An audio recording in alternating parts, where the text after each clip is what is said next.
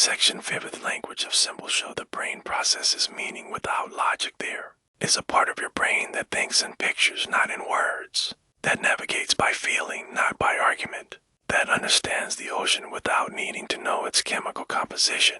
This part of your brain is older than language, older than civilization, older in evolutionary terms than almost everything you recognize as yourself.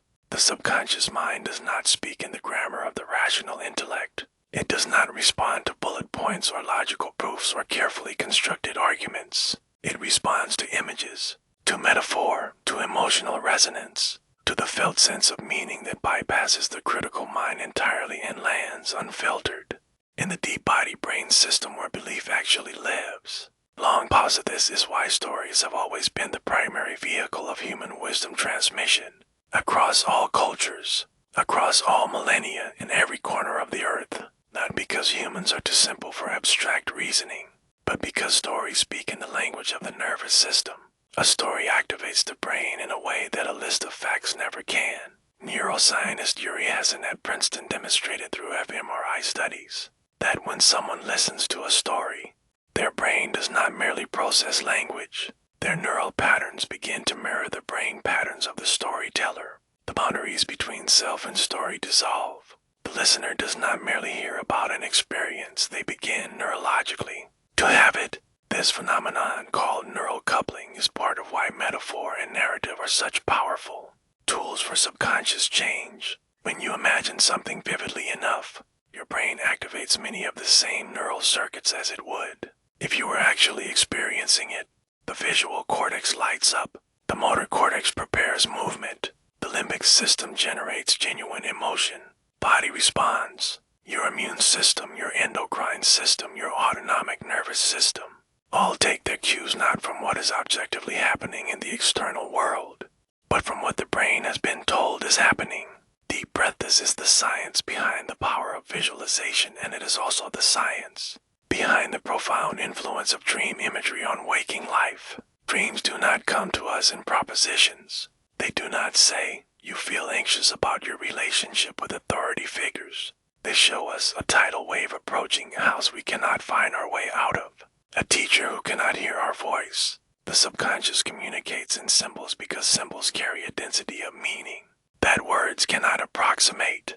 A single powerful image can contain and transmit a complex emotional truth in a fraction of a second, bypassing all the linguistic processing that language requires, landing directly in the felt sense understanding of the body. The brain's right hemisphere is the primary seat of this symbolic, holistic, spatially organized mode of knowing, while the left hemisphere tends toward sequential analysis, toward language, toward breaking things into parts and examining each part separately. The right hemisphere perceives wholes, patterns, relationships, emotions, music, and the felt quality of experience. It is the right hemisphere that recognizes a face and simultaneously feels the relationship you have with that person. It is the right hemisphere that understands a piece of music not as a sequence of notes, but as a unified emotional landscape. Neuroscience note. The psychologist Ian McGilchrist, in his landmark work on hemispheric asymmetry, argues that the left hemisphere's mode of knowing, precise, focused,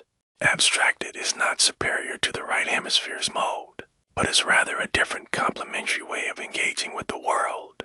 The right hemisphere is broader. More contextual attention is essential for understanding the deeper meaning of experience, for recognizing the unfamiliar, and for maintaining a coherent sense of self in relation to the world.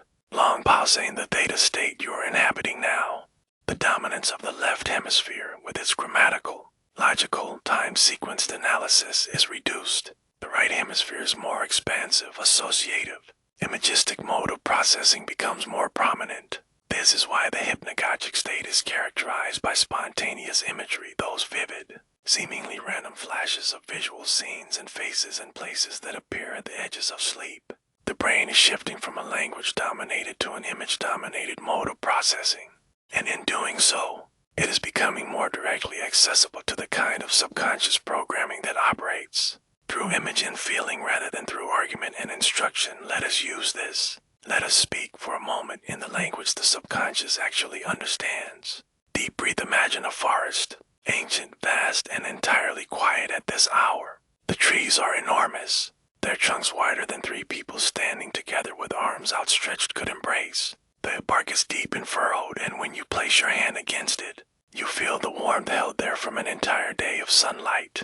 Canopy above you is a cathedral, green and gold, and filtering the last traces of evening light into something almost sacred. The forest floor beneath your feet is soft, layers of decomposed leaves and moss, and the patient work of fungi, which communicate through their root networks and chemical whispers. We are only beginning to understand. You are standing at the center of this forest, and you realize that the forest is not outside you, it is inside you.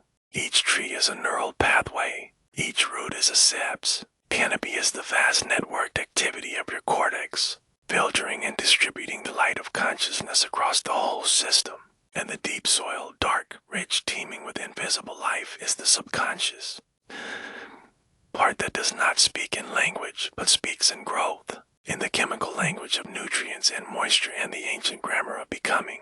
Long pause, and you are the forest, not a visitor in it, not an observer of it. You are the entire system, the towering trees and the hidden roots, bright canopy and the dark soil, the visible and the invisible, conscious and the subconscious, one living, breathing, continuously evolving ecology of mind. Feel the roots go down. Feel them moving through the darkness below the surface, not blindly, but with an extraordinary intelligence, finding water, finding nutrients, responding to the environment with a sensitivity that no analytical mind could match. This is the intelligence of your subconscious, vast, responsive, ancient, and tonight, you are learning to communicate with it in its own language, not in words, in images, in feelings, in the resonant, pre-linguistic knowing of the body-brain system that has been running your life from below the waterline, and that is about to receive a new set of instructions, written in the language it was always designed to read.